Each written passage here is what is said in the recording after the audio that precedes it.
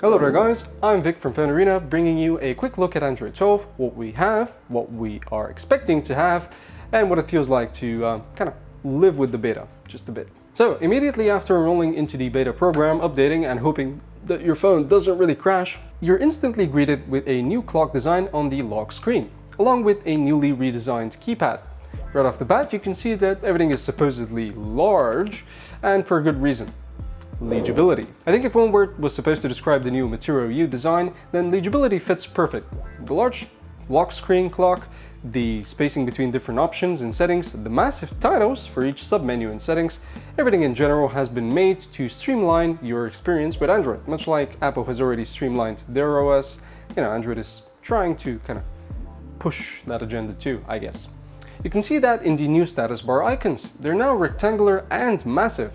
I'm not the biggest fan of them, but they are quite easy to press and read. One little cool feature is the particle animation that shows on every button press. It persists throughout the whole UI, but is visible mostly under darker backgrounds. And speaking of dark backgrounds, we now have an extra dim feature, which is kind of useful for those devices that can't really dim enough. Like during those awful nights when your alarm decides to go off, you decide to open your eyes for a bit and you go temporarily blind. Yeah. And now, since we recently started seeing some action in support of privacy, Android 12 has some new features which don't necessarily protect you, but they do give you helpful info on what is being used by who. For instance, when you copy some text or something in general, your clipboard is accessed by the app which does the copying. Android 11 and versions before that wouldn't really tell you which app accessed your clipboard, but in the new version you get a small icon in the toast message so as to give you some additional information. This doesn't work with all apps as of now, but you can see the toast in action whenever you save a draft in Gmail, at least when I tried it. Also, I've heard that Twitter is also capable of doing that, but haven't really tried it yet, but you can go ahead and do so if you're on the beta. Another thing that should be included later on in Android 12 is a privacy dashboard. This dashboard will make it easier to follow which apps access what, and it should give you quick access to the permissions manager if you decide to make some changes, which is most likely the case. Additionally, there should be a new mic and camera indicator somewhere on the edge of your screen whenever some application is using either A, your camera, B, your microphone, or C, both. And much like on Samsung, you now have the option to turn on your Google Assistant by holding down your power button. Of course, this means that you won't be able to shut down the phone from the button, but I guess some people will be fine with that.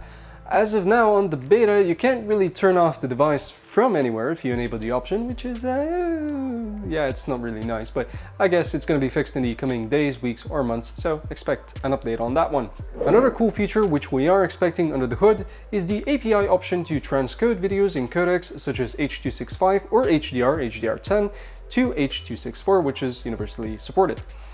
So, this is not something we'll notice in plain sight, but it is a cool addition for app developers who do not support H.265 and the like, meaning that if you decide to record a video or download one with H.265 to save on some space, much like on Samsung's camera options where they allow you to do that, you should be able to share the video on Messenger or whatever application you want, since even if it's a small developer or small application, small project, it's going to be much easier for the developers to actually integrate the option to transcode H.265 or HDR to H.264. Yeah, that was a bit long, but in general that's pretty much what it is, making it much easier to support video formats all around. Another bonus that we still don't have is the option to theme our phones based on the wallpapers applied, much like a color palette. Android 12, or at least the stock version, should have the option to take the color palette from, wallpaper you apply and, spread out those colors throughout the UI, which is pretty cool. Additionally, there is an option to also switch out colors however you want, and this option I'm a pretty big fan of, because I'm not sure if I like the colors specifically matched by, by the function itself. So one little thing. I've noticed that the charging animation has been revamped into this pulse-like one. I actually noticed it while I was about to charge my phone during the night. The animation kind of starts from the bottom, pulses like a wave towards the top, and I've heard it's also different if you use wireless charging. I haven't really tested it out since my beta is currently on the Pixel 4a, which really doesn't have a wireless charger, but still interesting. I'll have a video of that. Also, for those of us who have to get up early or late at night at a specific hour for some reason, and let's face it, that's above 90% of us, your alarm will now also exist as a button in the status bar. And if you are like me and never really put the clock app at a convenient place and always need to look for it, yes, I'm an idiot, then this button will save you some hassle. You can't really turn on or off the alarm from the status bar, but you can essentially access the clock app from the status bar now, so it's kind of cool. Honestly, it's pretty useful. So, what does all this amount to? Well, on the surface, not much, especially if you're not interested in the OS you're using, but for those of us who actually enjoy the little things, and also for those of us who have a hard time seeing well, this is a good improvement. Material U is a welcome visual change for me. Since the day I started using it, I haven't really felt that it's lacking in any way, except maybe in the status bar icons. I know that the large rectangular shapes help with legibility and fit right in with the music player below in terms of flow, but I also would have liked to have more than 4 icons available for quick access without swiping down a second time. And honestly, it's pretty hard for me if the phone is larger than a Pixel 4a to do.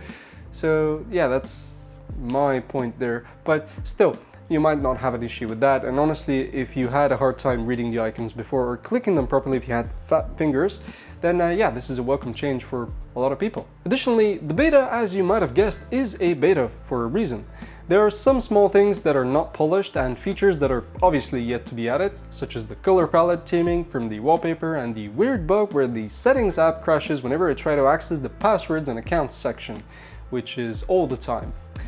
Let's also not forget the lack of an option to shut down your device whenever you decide to hold down the power button for your Google Assistant, so you actually have to go to System Settings, System, Gestures, then Power Button, then go there, over, click it back, then go back, hold down the power button and press off, or actually hold down the power button and volume up, which will result in a forced reboot, but still a bit annoying. Android 12 is out, sort of. It's in beta, but I guess that is still something. Right after Google I/O, I was excited to try it out, and so far I'm not disappointed. But my full thoughts are on hold until all features are out. To end things on a good note, I think Android 12 is rather refreshing. It's been a while since the UI has been changed by a bigger margin, and while the beta may be riddled with bugs and features yet to be finished, it's still a good taste of what's to come. In the meantime though, I'll be waiting patiently, or at least I'll try to. So as always, if I've missed anything of significance, which let's face it, I tend to do that, please let me know down in the comments below, I'll be pretty grateful. And please subscribe to PhoneArena, too many pleases now, and I'll see you guys some other time.